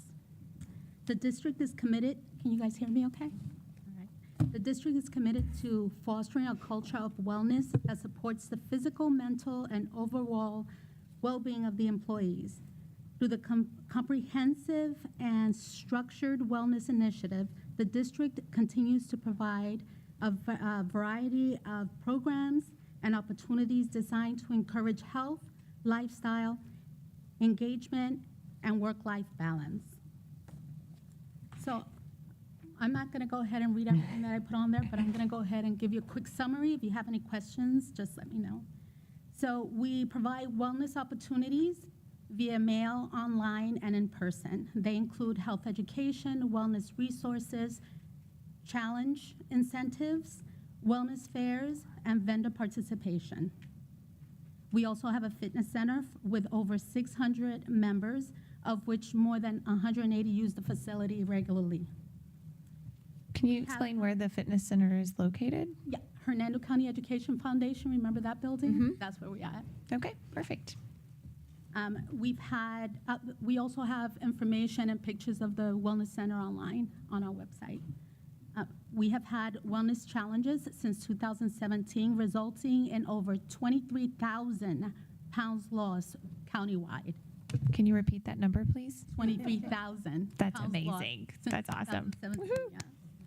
Yeah. Challenges include district-wide participation, community involvement, community participation, friendly, competitive, focusing on fitness, weight track, and health lifestyle habits. So we try to incorporate all of that in the wellness programs. We receive positive feedbacks from everybody who participates. Any questions on the wellness side of it all? We love the program. We would wish and hope for people to participate in the future, more and more people. Every year we have seen an increase, but we would like to see a lot more, for sure. Thank you. Thank you for all you do. Thank you. So for the benefits side, we have a great benefits team. And when I say a team, I'm not just including the 4 people that work in our department. I'm talking about the unions, the insurance committee, the board, and the vendors that work with us. So we have a great team dealing with the benefits and trying to get the best benefits at low cost for our employees. So we look at the surrounding counties, and we provide that information to administrators so that we can show that we're being consistent with surrounding counties. We work with the insurance committee to evaluate current plans and costs to identify and provide employees with potential cost savings without weakening the benefits that we have. In 2021 and 2024, we completed requests for proposals to ensure that we provided employees with the best options available to them. In 2025, we reevaluated the contingency plan with Florida Blue and advise the board that we predict a premium increase to employees if we continue with the contingency plan. The board voted to absorb the current costs and terminate the agreement with Florida Blue, resulting on cost savings. Over the last 5 years, the district and the board have demonstrated a longstanding commitment to employees by consistently reviewing plans, negotiating costs, and contributing to employee insurance premiums. One of the things this board has been consistent about is keeping that board, the employee contribution down. Right. I was looking to see that be reduced where it gets wiped out entirely for an employee, but we haven't had much luck. We've managed to keep it steady, consistent, which We've been is able- great. Yes, you're right. Just great. It's just too bad that we can't do it when you add the family. That's when the problem becomes major. I guess that's a conversation For later. time. That's right. But we've been able to maintain the no increase to the richest plan. So they've continuously paid in the last 5 years the same amount, and that's the richest plan. That's a really good plan. A lot of the surrounding counties don't even have a plan that matches that. And we've been able to reduce the premium for the other plans, the ones that have a deductible applied to it. We remain committed to offering the best possible benefits to Hernando County School District employees, and we continue to explore ways to support their health, wellness, and financial security. Any questions? No, thank you. Great job. Thank you. All right. Council, you have any closing comments? No closing comments. All right. School board? Oh, we have one more?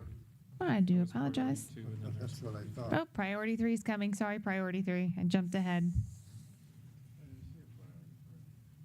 It's in that same.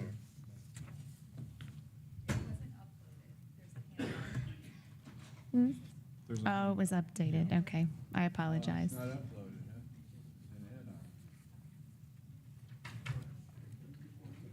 It's an add-on. Sorry.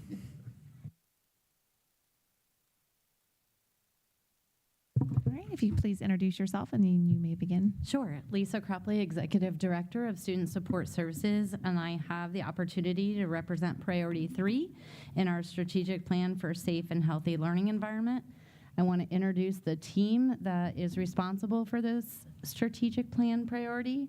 We have Holly Longo, Director of Food and Nutrition Services, Angel Pagan, Director of Safe Schools, Mr. Crognelli, Executive Director of Support Operations, Mr. Ralph Leaf, he is our Transportation Director, and behind me I have Jill Kalasa, our Director of Student Services, and Angela Miller-Royal is our Coordinator of Student Support Services.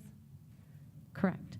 So just skipping through to review our strategies and the measurements that we are using. The first strategy is to make sure that our students have access to high quality nutritious meals. And we are going to measure that by our annual participation in the school breakfast and lunch program, as well as our summer feeding program. The next was making sure that our staff and students are prepared in the event of a critical incident happening on campus. So we're going to measure our success in that from student and staff surveys and if they feel safe at school. Our third strategy was to improve our resiliency and life skills in our students and making sure that we have mental health supports in place at each one of our schools. We really looked at the data for this and wanted to make sure that we were really focusing on students who were sent for pre-expulsion processes that were drug-related. That was our highest number. And then we definitely want to make sure that we're increasing student participation in that tobacco and drug awareness training, and that all of our 6 through 12 students will receive the resiliency training, and that is statutorily required as well. Strategy 4 is about improving that school connection with our students and home and monitoring all those early warning data signs. So attendance is a big one, as well as, failing grades, things like that. We had a goal of increasing our number of students who had 90% or better attendance, and I think you saw some of that data when we presented in Priority 1, so you'll see a little bit more of that again here. The other big goal was to make sure it's statutorily required that each district maintain at least 80% participation in the youth and mental health first aid awareness training for certain job codes. And so you'll see some positive data here for that as we continue to monitor it.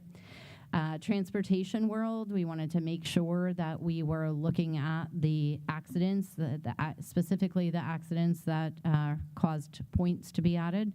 And we also wanted to make sure that we improved our on-time arrivals. And this was definitely an initiative a few years ago. Ralph pulled a committee together, and you'll see the ongoing improvement in results in there. And then lastly, we wanted to make sure that we were providing staff and students with a clean campus. And then part of that, when we developed the strategic plan, was looking at the number of ESTs, environmental service technicians, that were still in need of training to go to the next level. So you'll see some positive data when it comes to that. So at this point, I'm going to turn it over to Ms. Longo.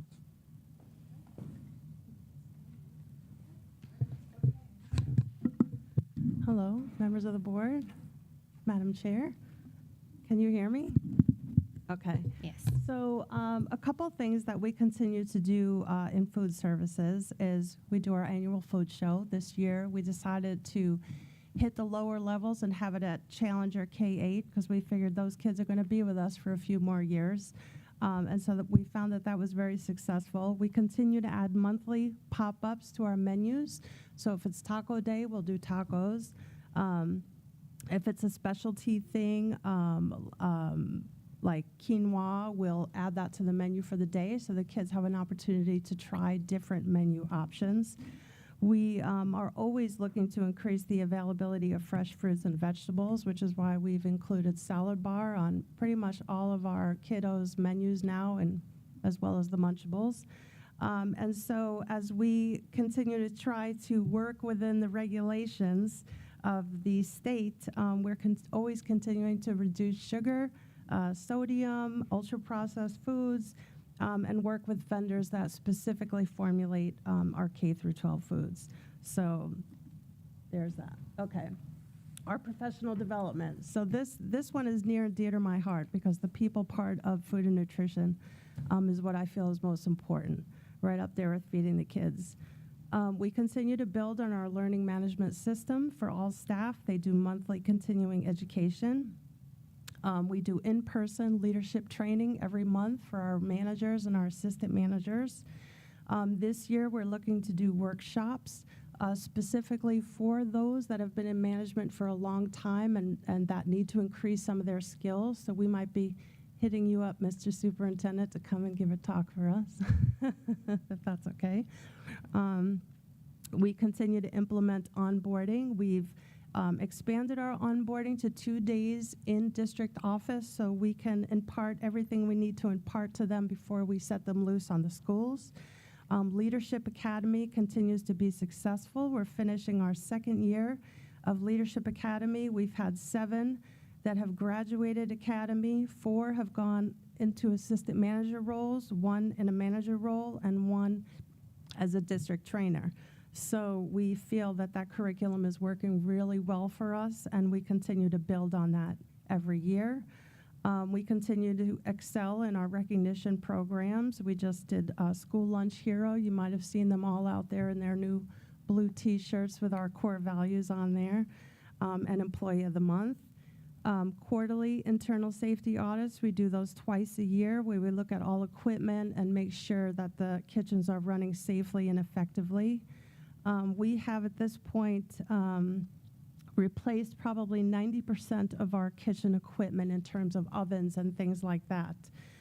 We've replaced serving lines at Pine Grove, J.D. Floyd, Chocochatty. We're working on Nature Coast.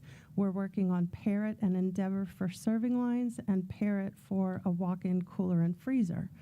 We're also in the middle of a flooring project, Mr. Pinder, yes, where we're looking to resurface, clean, and seal all the flooring in all of the kitchens because they're pretty horrendous.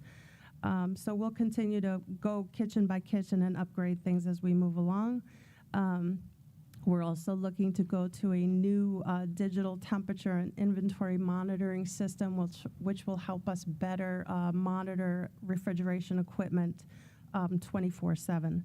So that's pretty much all that's happening there.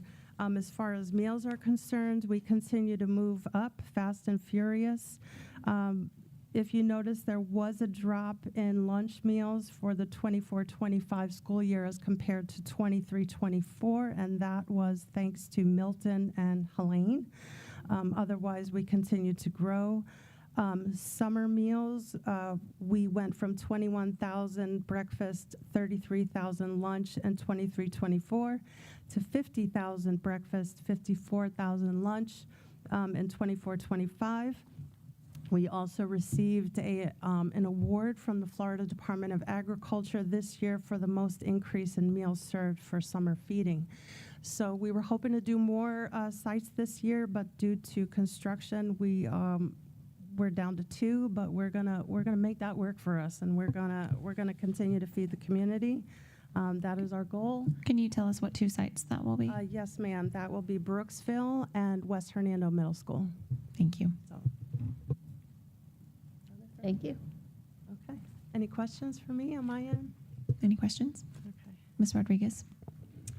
The high school lunches. Yes. We get rave reviews. Yes. They're really happy.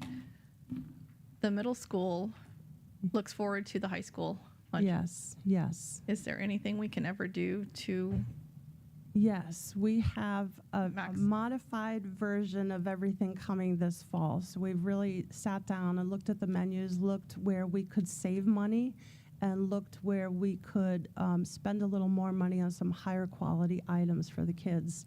So middle school will closely mimic high school this coming school year.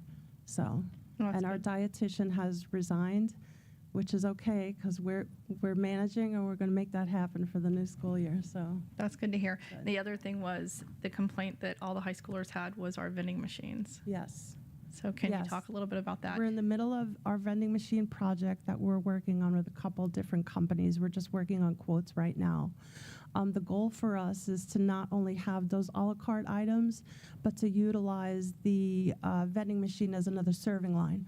So we can actually put reimbursable meals in those vending machines. And this gives the students an opportunity to go to another area instead of waiting online in the cafeteria, because I understand as a shy person that could be overwhelming to some people that have social anxiety to come into this cafeteria with all these kids. We're hoping to start that in the high school, the new school year. We're hoping to start with at least 2 machines in each high school. So what does that look like in the middle of the day when somebody's blood sugar is crashing? If it comes from us, those machines can be on all day. Okay. As long as they're because food you and service I have machines discussed run, yes, the constraints those can of be on. 2 o'clock. Yes. We're not able to access it by Correct. then school's out. Those can be on all day as long as they belong to food service. Okay. So And we're looking at implementing that when? this fall. Yes. Perfect. Thank you. Okay. Thank you. Thank you for all you do. Thank you.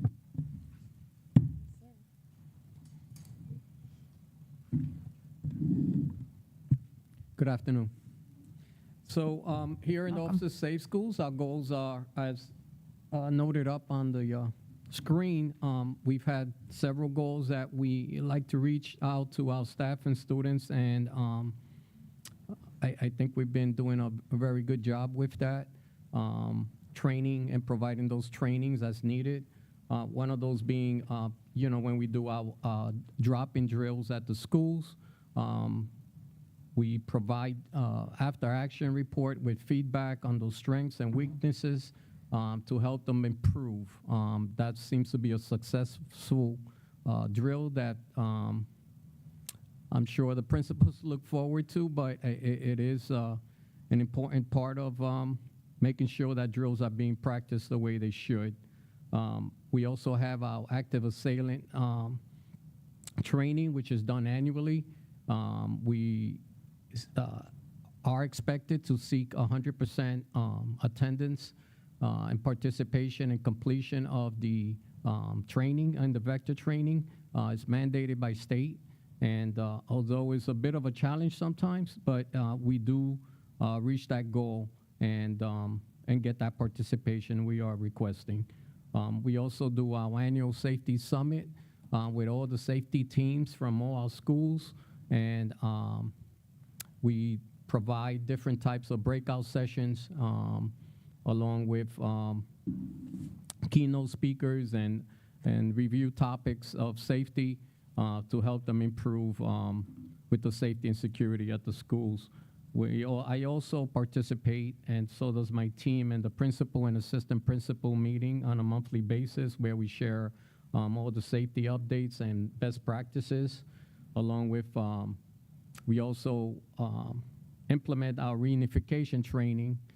Usually it's done during the safety summit. Like to do something in the fall, but we do a plan update as well and make sure we review all the protocols we have for those.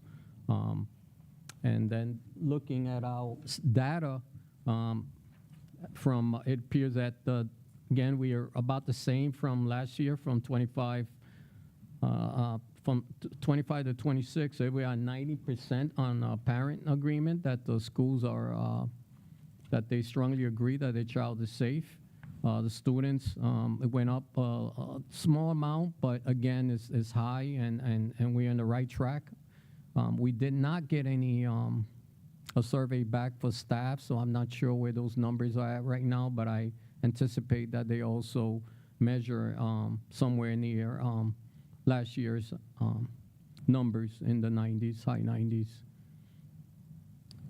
But as far as the other thing I would just like to add that wasn't in here, we also review our emergency operations plan. We shared a new chart that we put in all our classrooms, along with in our control rooms, so that there is appropriate guidance on what those expectations are for those emergencies that we could encounter at any of our schools. Thank you. Okay. Any questions? Thank you. Thank you. Okay, good afternoon. As Ms. Cropley shared, strategy 3 is to improve student resiliency and life skills by providing school-based mental health supports. So we do this. We want to annually reduce the number of students who are referred to pre-expulsions for tobacco and drug offenses. So you can see to the right on that graph that year to date in March, at the time that we loaded this up, it had reduced to 34 referrals for pre-expulsions. Also, we have increased our district social workers assigned to each school. We've had 3 funding sources for that, and the support of the school board over the last few years to stress upon the importance of that role at each of our schools. We've also increased our substance use educator group. For years we had 2, then we went to 3, and then we jumped to 5. So that's been a wonderful intervention. We also expanded our online substance use and tobacco class, giving parents the opportunity to attend those, as well as there's a new state online course that students can use, which is just for tobaccos.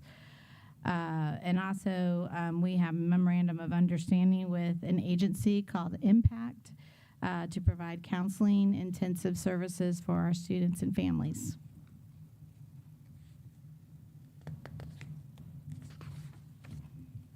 All right, some other ways that we do that, not to be confused, this is another Impact, separate from the counseling service. This is the name of the groups that the Hernando Community Coalition utilizes that replaced SWAT, the old SWAT team.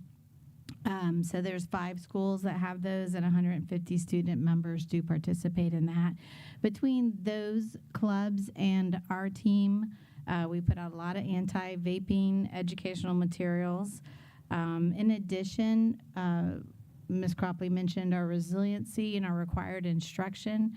There are multiple topics that we have to teach by statute.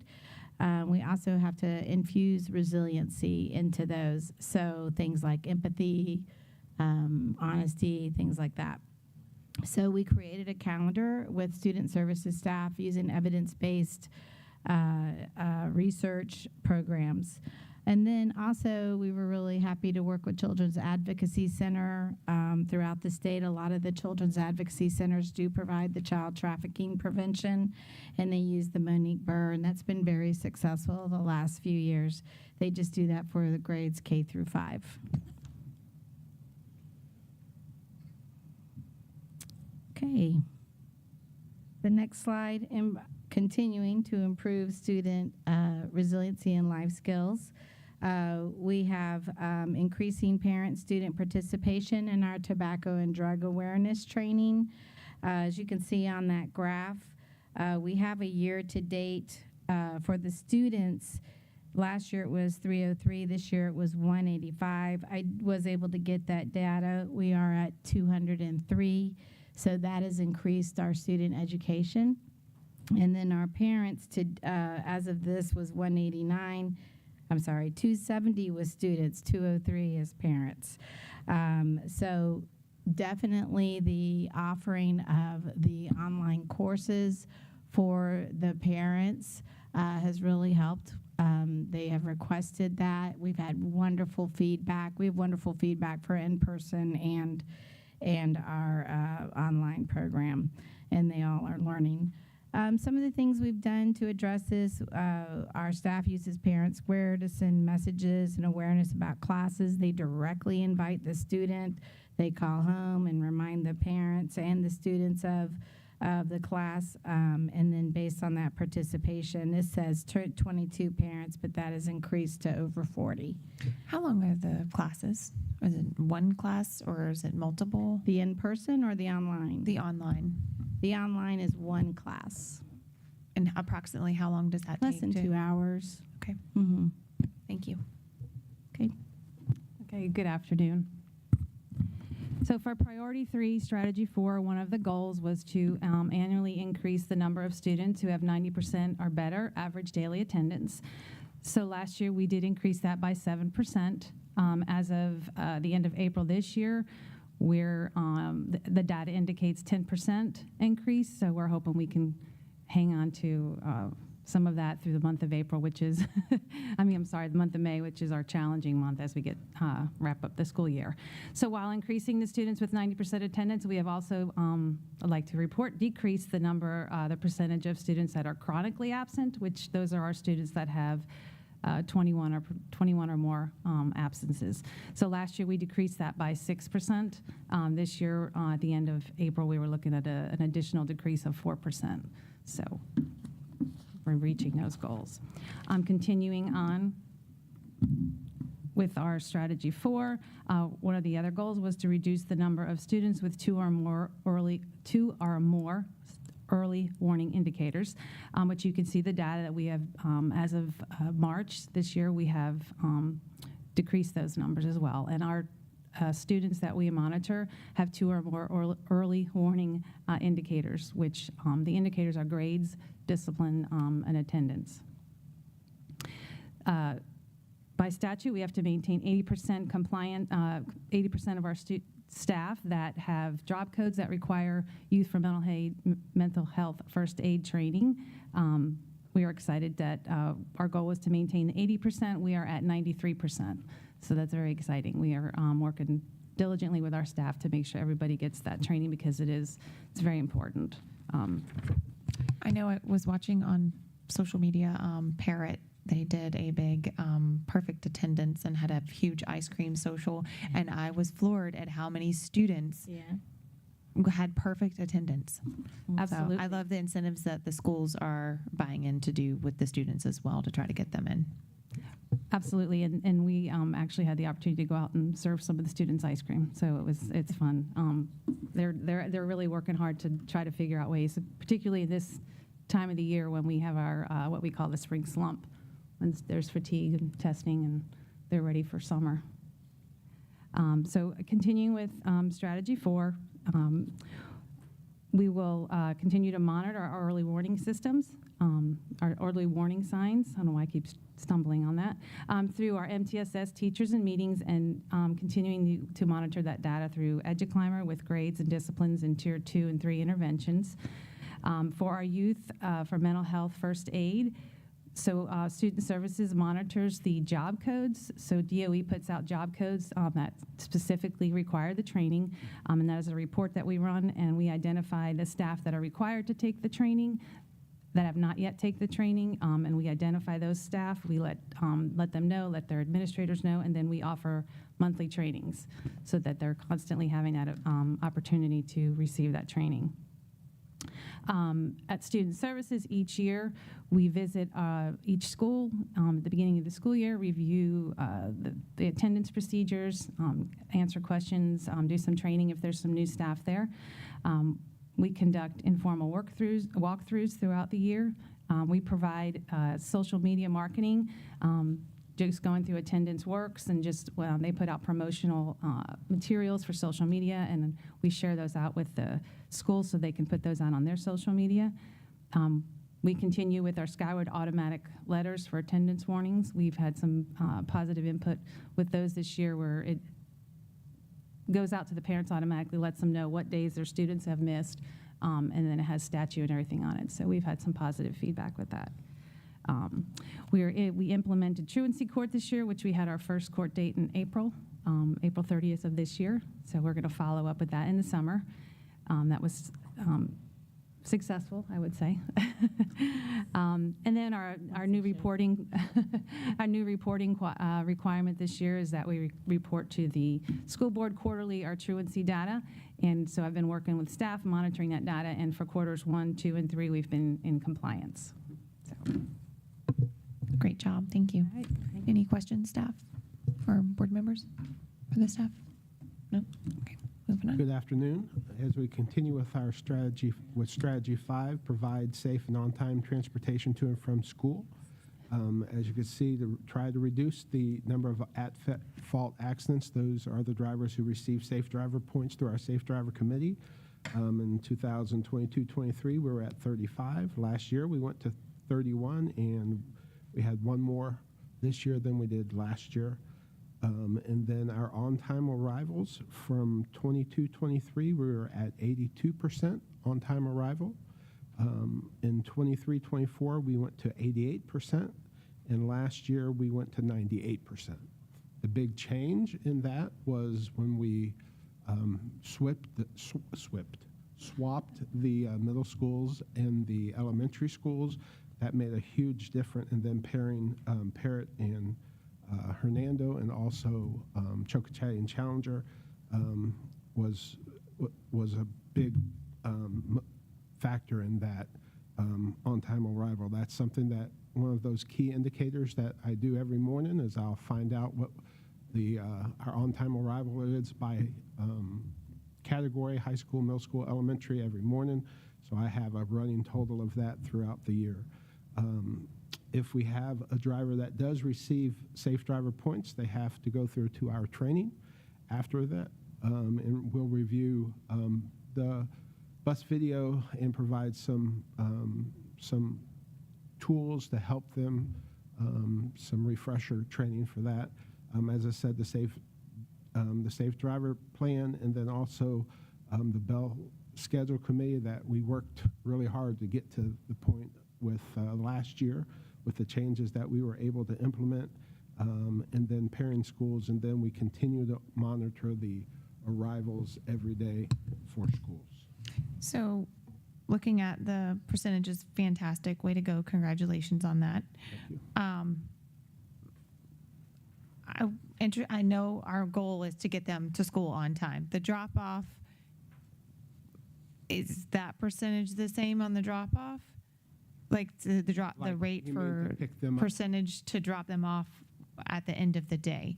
So we're constantly getting reports of the bus being late, So I wonder what your percentage is for dropping them I will have to at look home. because I don't monitor that. You don't monitor that. And I just wondered how or what's happening from they're able to get them to school on time, but then in the afternoon, are we having drivers not report back to work, or what's the Well, high school's delay? a challenge because we don't have enough drivers, and the way dispatch does a tremendous job putting everything together to get everybody there and to get them home.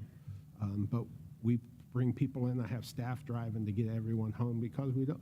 Even though we're doing pretty well driver-wise, we're still not where we need to be utility drivers because of people calling out, workman's comp. But I can definitely look at that and see what it's going to be good at the high school normally, and then from there it kind of tapers off. Yeah, I'm just wondering, what's happening from morning to afternoon. If you can get them there on time, what's happening where we can't get them home on time? Most of it's staffing. Yeah. They don't want to leave. Yeah. All right, Mr. Johnson. Yeah, thank you. I will say, Ralph, I've had less calls this year about buses being late, and the one thing I really want to commend you on is some of the parents have said, hey, this bus stop is wrong, or this one's in the wrong place, and it's slight adjustments, and they're taken care of, and they're done right away. One case, the bus driver was doing the route backwards on that block for whatever reason, and parking in the wrong place. It was on a secondary road rather than a tertiary road, and it got changed, and it helped the situation immensely. So I did want to say thank you. Oh, I appreciate it. I have good staff. Ms. Rodriguez. Same here. Last year, we had an abundance of calls. This year, I haven't seen hardly any. So whatever you're doing, keep it up. How are we looking when we revamped the east side along with Parrott and Hernando High? How is that going? It's going pretty well. The biggest challenges when the drivers on the east side aren't working. They're off for live, but really for the east side has gone very, very well. The pairing has been, actually I wasn't, anyone that was in the meeting, I didn't think it would work. It's really worked really, really well, pairing Parrott and Hernando. And we're able to, because we try to keep everything on the east side, we're able to drop Parrott and go get the other three schools. We have some, like, I do know we have a Nature Coast that goes out that we can go through and do east side because that's where they're dropping off in the afternoon. But it's gone really, really. That was a much better formula than Yes. you were currently using. Yes. The other thing, what does it look like when we expand east side? East side for right now, my understanding is that we're going to use the east side zone. We're going to have, for those that are west, we are going to create a stop at our bus compound. So anybody on the west side, we're going to have a hub there so they can come wait for the bus at the bus compound, because probably what will happen is we'll use a Nature Coast bus that started out there in the morning, drops at Nature Coast. They'll swing through, pick up those students, and then they'll go do their east side. So, yeah, it's going to be fun. You're great at chess. Yes. Right? I have to say, though, I love having the option to go online and put in your address to find out where your bus route is and such. I volunteered at the beginning of the school year and was answering phones and helping parents discover that, and that's a great tool. And our parent app is pretty successful. Where's my bus app? I love it. Yes, Mm-hmm. we have over 15,000 active families that use it. Push out an average about 26,000 push notifications, which says your child got picked up, dropped off. So that's been very helpful too. It is very helpful. So The thank full you. disclaimer on the Where's the Bus app, I was not a fan to begin with due to finances and money and just the cost and everything, and not sure exactly how it was going to look like and how it was going to be implemented. But now as a parent, my children never rode the bus, and my littlest begged to ride, and I phoned you and figured out how to get them on the bus, so they wanted to be on the bus. So now 2 out of 3 ride the bus, and they love riding the bus. But that Where's the app, the mother loves the app. So I have to tell you that using it has definitely, I've become a fan, and I think it's wonderful because you can see when the kids are getting off, when they're getting picked up. You can see when they left the school. I think it's a wonderful app as a parent now that have bus riders. has been very helpful because what it also does is it reduces the amount of phone calls into our department because they can just look at on the app and say the bus is here. It's not perfect. Granted, I will not say it's perfect, but it does some pretty amazing things. And what else is nice is all of a sudden I'm somewhere and I see that they've checked in and they've gotten on the bus, and then I remember I have kids and I have to get over to get them. So it's a great reminder with me juggling to go pick up your kids. 1,000 things in a day, and I see that and I'm like, oh, okay, perfect. They're going to be off soon. So thank you. Thank you. Thank you.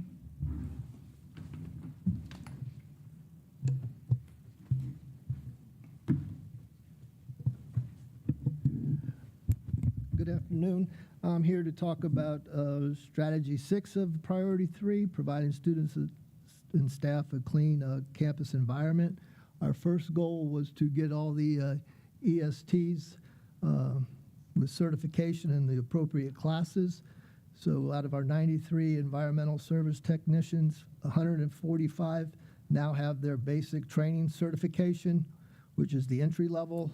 Our beginning ESTs are EST 1s, and then 33% of our ESTs have their master's certification, which is a leadership certification, which allows them to move up to EST 2 leadership or EST 3 leadership.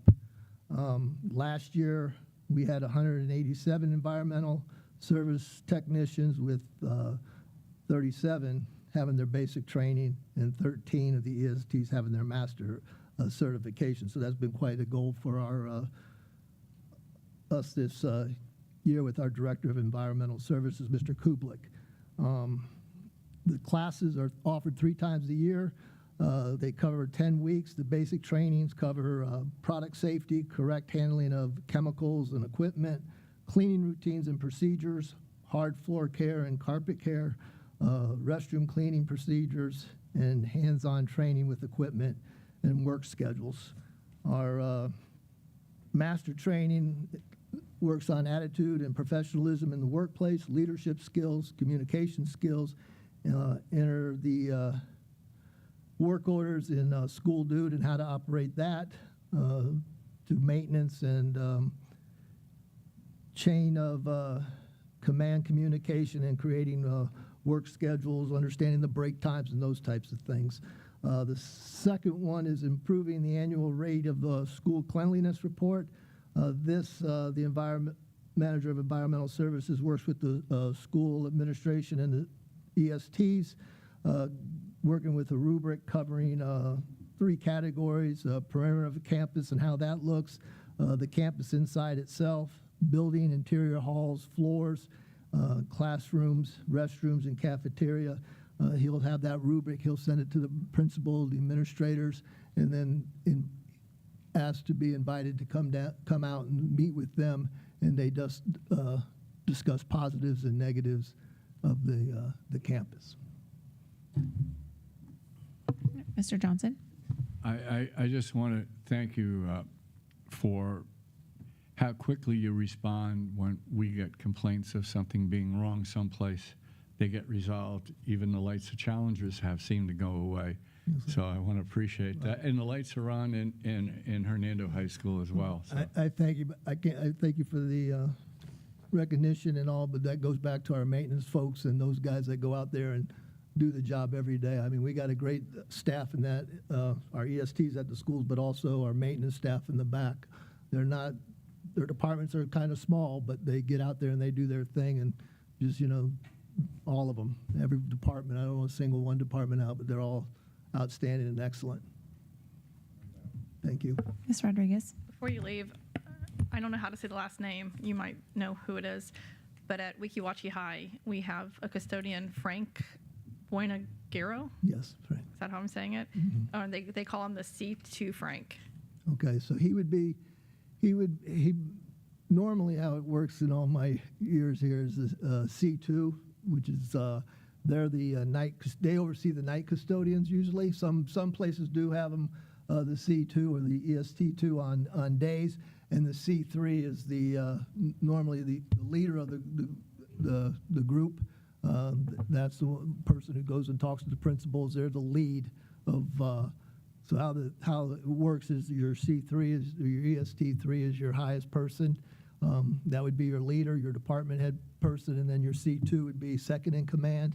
And then your ESTs, they all would be, well, they're all assigned to a zone of cleaning the campus, and it goes by square footage of the campus. So when I was at schools, we would kind of take a map of the campus and divide up all the square feet to make it as even as possible, color code it and say, okay, this EST has this section of the room, or the campus, this EST has the other, and they divide it up. So if you had 12 ESTs like our EK8s do, there'd be 12 different zones, and they would work those zones. So that's kind of how it is at all the schools.